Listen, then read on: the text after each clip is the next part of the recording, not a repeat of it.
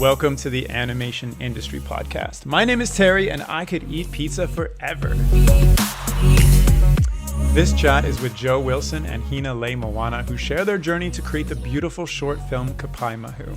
Kapaemahu reveals the story of the healing power of 4 mysterious stones found on Waikiki Beach in Hawaii and the legendary dual male and female spirits within them.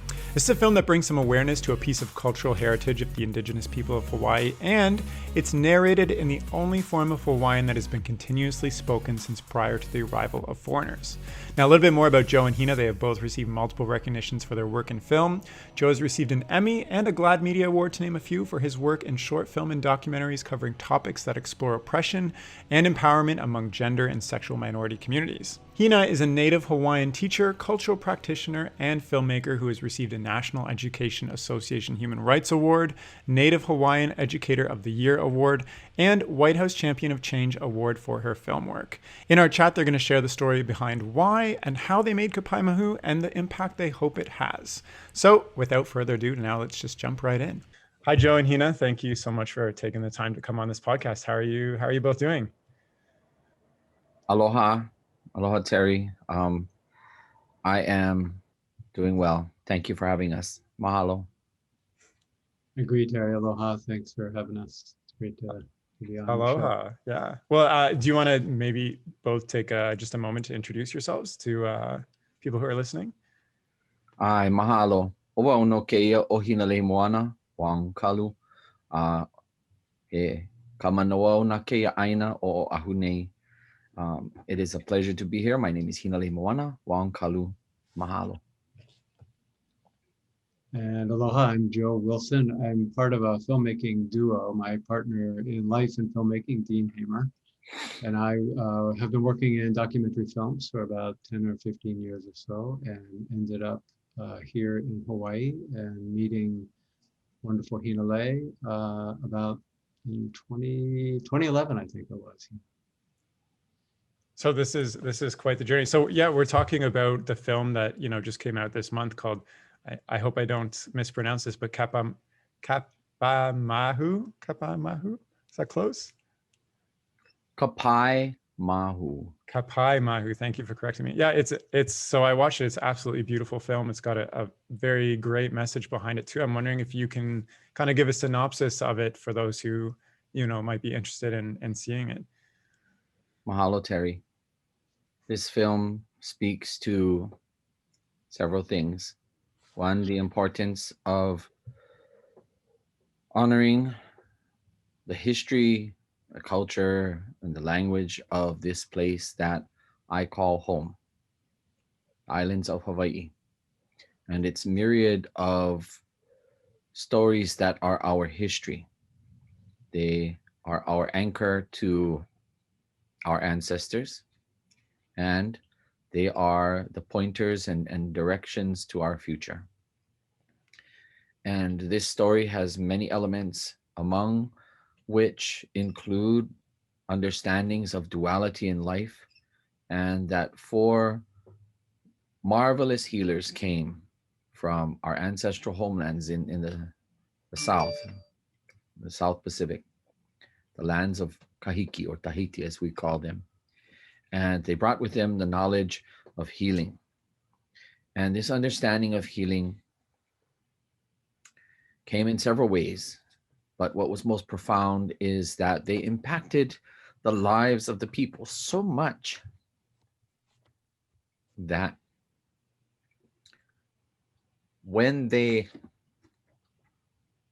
left, the people remembered them and memorialized them with profound stones that remain for us to behold today. Nice. Yeah. I mean, the story is a very interesting and absolutely beautifully animated way of telling that. I had never heard of this story myself, and I think it's a great way to kind of share that. So you mentioned, you met Joe back in 2011. Is that kind of when the journey began to start creating this story in animated form? Or maybe you can give me some of the history of why you chose this story specifically and how it came to be from a production standpoint. I'll let Joe speak on how we chose this story actually. Go ahead, Joe. Okay, so 10 years ago, Dean and I were working on an outreach campaign for another documentary film that we had made about fairness and equality for people in the continental US. And that campaign brought us to Hawaii. And it was at some community conversation we were having about these issues, what we can do together to kind of address things and reduce prejudice, et cetera, where a mutual friend introduced us to Hina. And in that conversation, Hina introduced us and many other people in the room to the concept of the Hawaiian perspective, essentially, on these themes and these issues. And that day was really the beginning of a journey that we forged together as Hina eventually invited us to see more about these issues through the lens of her own life. We ended up making a documentary film about Hina called Kumu Hina, which means teacher Hina in the Hawaiian language.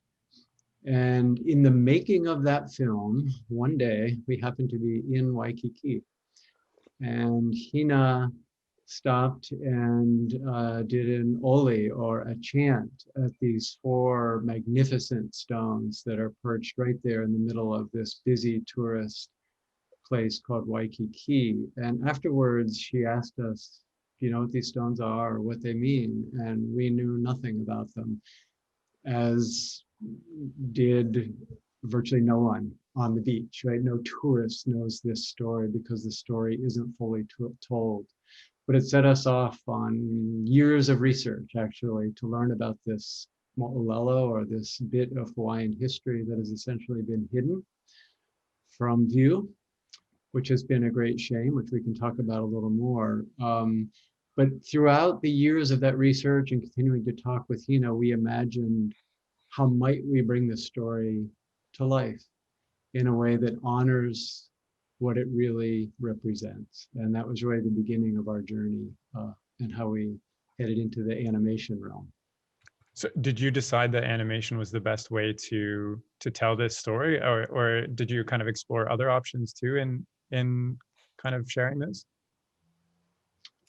Well, yeah, we kind of batted around. I mean, I think, we making documentary, we knew that we are actually making a documentary as we speak that incorporates the animation, because we want to peel away the layers of the history of how this story was repressed and hidden for so long. But I think it was really Hina's idea, to try to tell this story and reveal it to the world in the way it might have been heard and seen hundreds of years ago. And for us, obviously, the only or the best way to do that was to have it rendered visually in the most beautiful and authentic way we possibly could. And if you've listened to the animation, you've heard it narrated in Ni'ihau, a version of Hawaiian that Hina speaks, and that we believe is the only form of Hawaiian that wasn't broken by foreign presence here. Yeah, I mean, that's pretty incredible. I did, after watching the film, I went and I wanted to know more because I had never heard this before, and it was told in such an interesting, kind of rich way. I guess now that the film is fully realized, and you said you're incorporating into a documentary, what is I guess, do you have success goals? Like, obviously you want to tell this story and reach a lot of people, but what would you see as success for this project for you? What do you think, Hina? Success for me will be that it is received by my fellow Kanaka, my fellow Hawaiians, and that they would look upon this film as something positive, as something uplifting, something perhaps to inspire, maybe even to inspire others to start to be the storytellers that our Polynesian people are known to be. The coming of foreigners to our shores and the suppression and the alienation of our people from our language at the hands of the foreigners who sought and gained control that suffer that nearly severed our connection with our ability to be storytellers. However, um, with each passing year, we find ourselves engaging these stories once more, and so it's up to us to tell that. And I think that that's the mark of success for me. It may go around the world, and it may be recognized, it may gain accolades, perhaps win an award. But the truest reward for me is that it would heal the heart of just one person, and that it would serve as an inspiration for someone. Hmm. Yeah, a lot of the projects we make, and we've done now a number. This is like the fifth or sixth project I think we've worked on with Hina as a collaborative team. There are stories that are really close to our hearts, and that we hope really reach people in significant ways. They're educational tools or tools for activism and advocacy. I think in this case, since this is such a uniquely Hawaiian story, it's important that we bring the different perspectives to what happened to this story. And as Hina has articulated, it's so important for her to tell it from the Hawaiian perspective and for it to be seen in its fullness in that way. And I think for Dean and me, what we really wanted to help do as foreigners here in Hawaii is start to peel back the layers of how the foreign presence over the centuries actually has had an impact, mostly often not not very good impacts on at least Hawaiian culture and the Hawaiian people. So in doing this, I think it's a way of revealing how how to say enough is enough, essentially. And when people are denied the right to see and understand themselves from their own perspectives in their own land through their own language, it has a devastating impact over the generations. And we think this is one of just a number of amazing things that are happening in Hawaii across all arts, culture, political landscape that is rebuilding, that place. I think this is like the third Hawaiian Renaissance that's happening now, where there's enormous numbers of Hawaiian speakers, kind of growing up now, and people articulating their own histories in their own ways. So we just want to be a part of that and hope that it goes far and wide. Well, I love those goals, and even those that kind of came across when I watched the film too. And even as you said, how it's how foreigners have impacted in modern times. I think you married that very well in the animation and storytelling itself. I'm wondering, as you're talking about this, there are tons of stories from all over the world of that are similar to like this. How can somebody I guess from your perspective, what did you have to go through to get this made? There's the story that exists in one aspect, and then at the end of this you have a finalized project that you can share and put out into the world. What's the hardest part of getting that made? Obviously you have to go through producers and financing and styling and all, and getting the story right and research and stuff. How do you make that happen? Like, say I'm sitting at home right now and I want to tell a story similar to this. Where do I start? Hina, Well, maybe should I start with that, and then I think it'll come into where how Like, I you. just asked 25 questions. yes. It's a lot of questions, but it's a good one because I think, we struggle with that ourselves, right? And I think, as Hina will probably talk about soon, there is no one version of any story. Um, but our version came to be, what was aided significantly after Hina introduced us to the Stones and the story itself. And then when we started doing research, we went to the University of Hawaii archives, and we actually found the original handwritten manuscript from like 1905 of the only documented version of the story. This is an oral history, right? So it's told orally. But a person who was well known in Hawaiian noble class in the late 1800s happened to convey this story to an important documenter of Hawaiian histories. And we found that version of it. And that script then became the basis for the script that we worked on with Hina to articulate this and bring it to life with our animator. So did you, once you had the script, did you, I guess, kind of create like a pitch, and then take that to get financing for this project? Yes, we're very lucky that here in Honolulu, there's an organization called Pacific Islanders and Communications, which is an arm of the funding arm for PBS content in the United States that focuses on Pacific Islander culture and stories and creatives. And they have been very supportive to us on a number of other projects, and they came on board with this one as well. That's very helpful. What was the, I guess, most challenging thing through this whole process? Because, you know, you've talked about how this is a decade experience, and now it's kind of I guess not over, but you know, you have launched the actual project.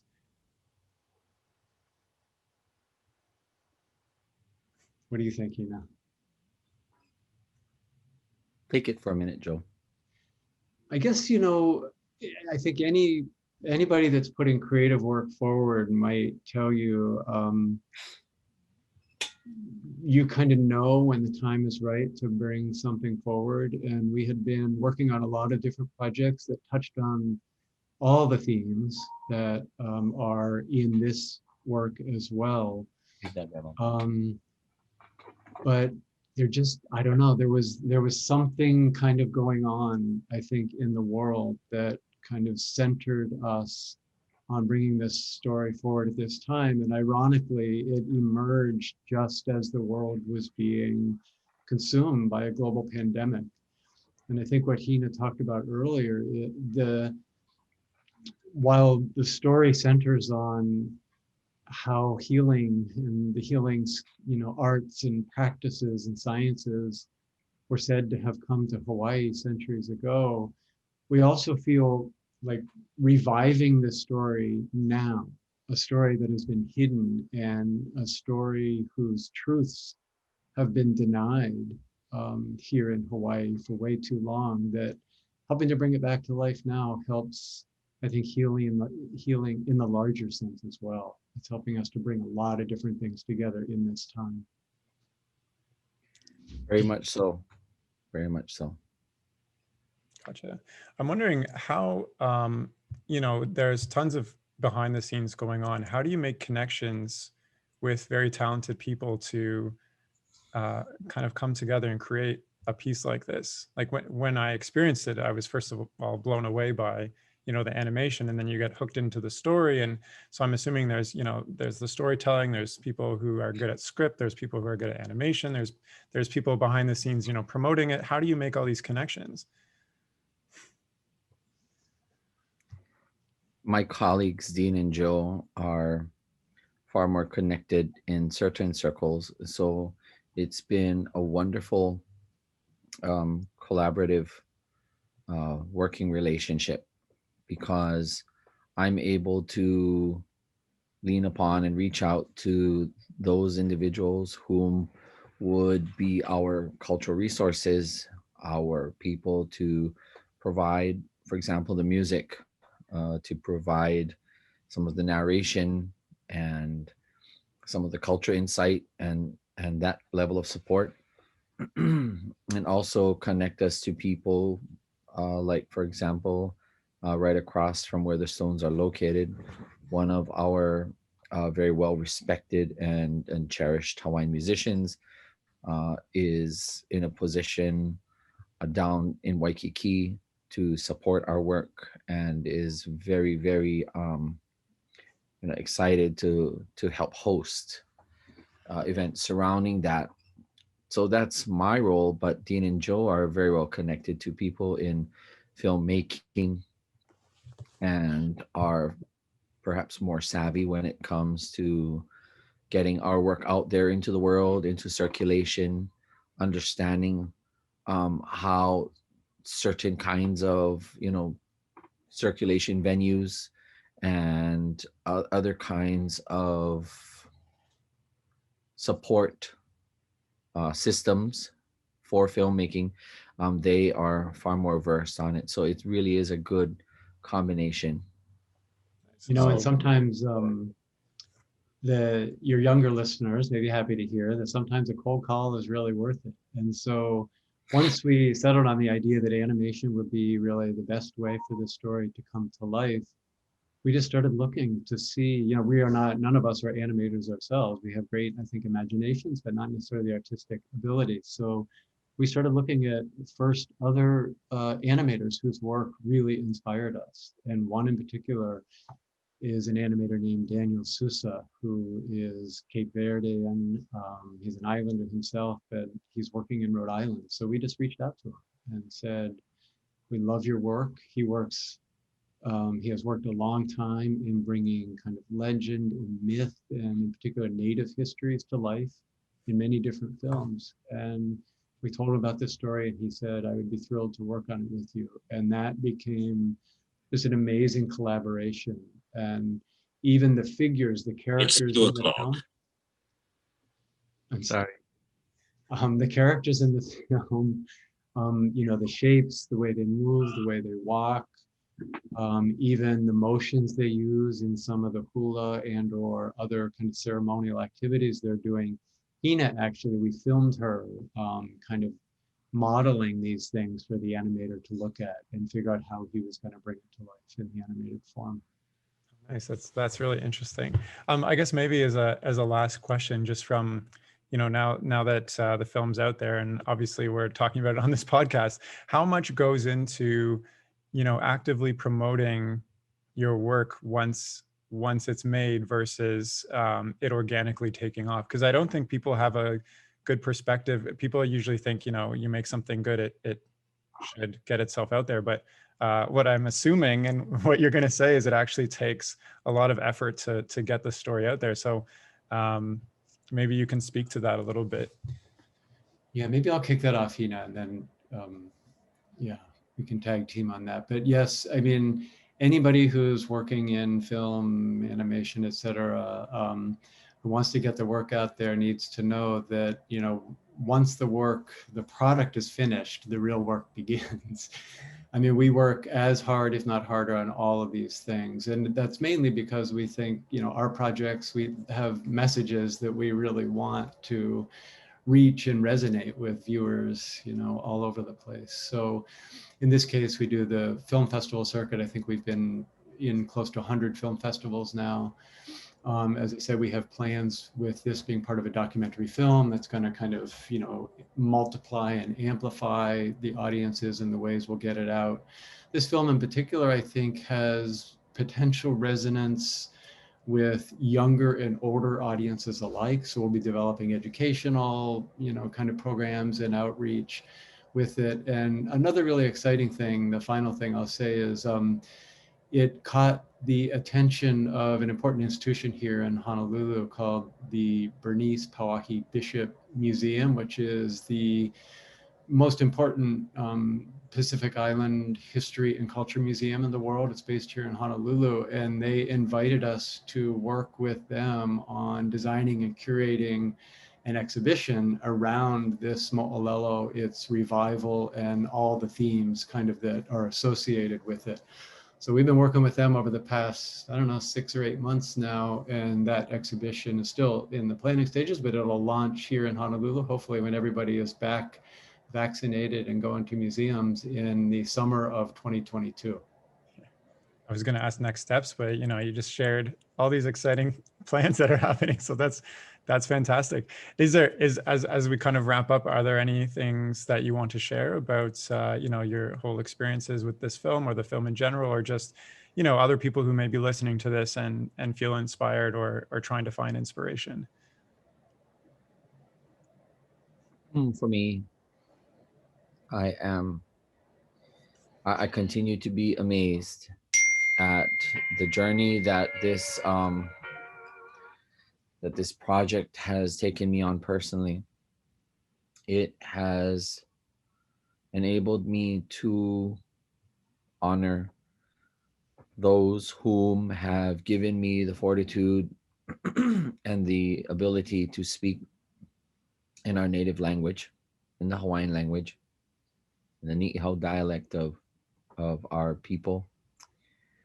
It has given me a very, very broad platform to be able to put the voice of our people out to the world in a medium that is rather uncharted territory for Hawaiian language efforts, especially in terms of a film that is now world traveled and speaking not about uh, uh, uh, something that somebody just kind of whipped up out of their head, but actually based on historical elements that we acknowledge as a part of our history.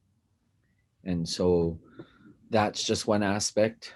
Um, but I'm very grateful. I'm very, very thankful to be able to be a part of this work.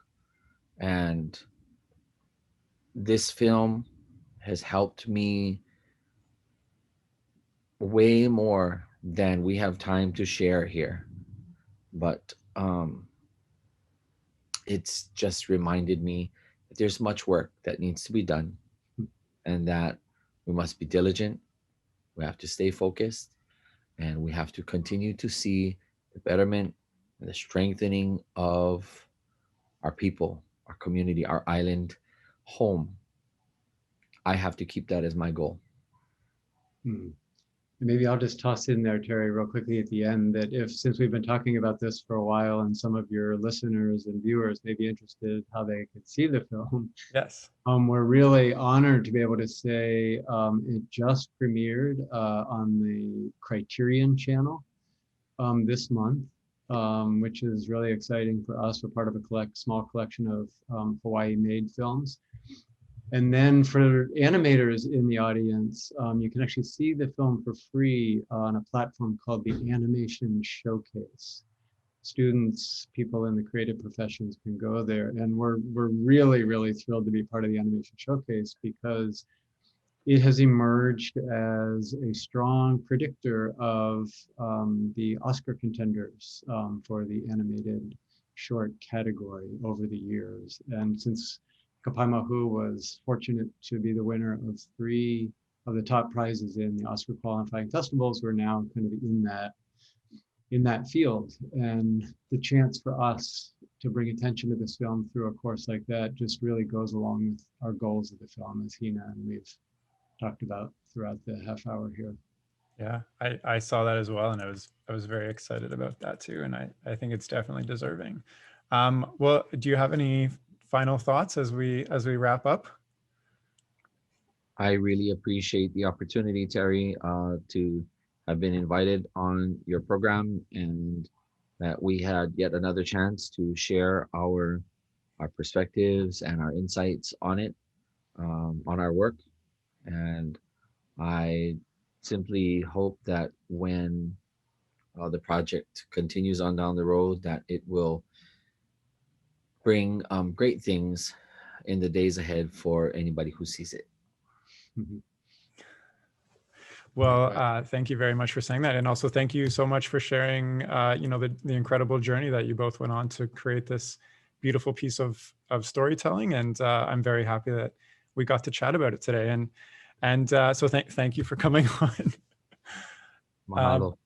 Thanks so much for having us. And if you're listening and you want to check out the film, like Joe said, you can check it out on the Criterion channel or go to Animation Showcase on their website and see the film for free. Or if you want to learn more about the film, read a lot more about Joe and Hina and all the other wonderful people involved on the film and some of the history, you can go to Kapaemahu. Did I say that correctly? Yeah. Kapaemahu.com, and I'll include all those links in the description of this podcast. So thank you so much for listening, and that's all for now. Okay, bye.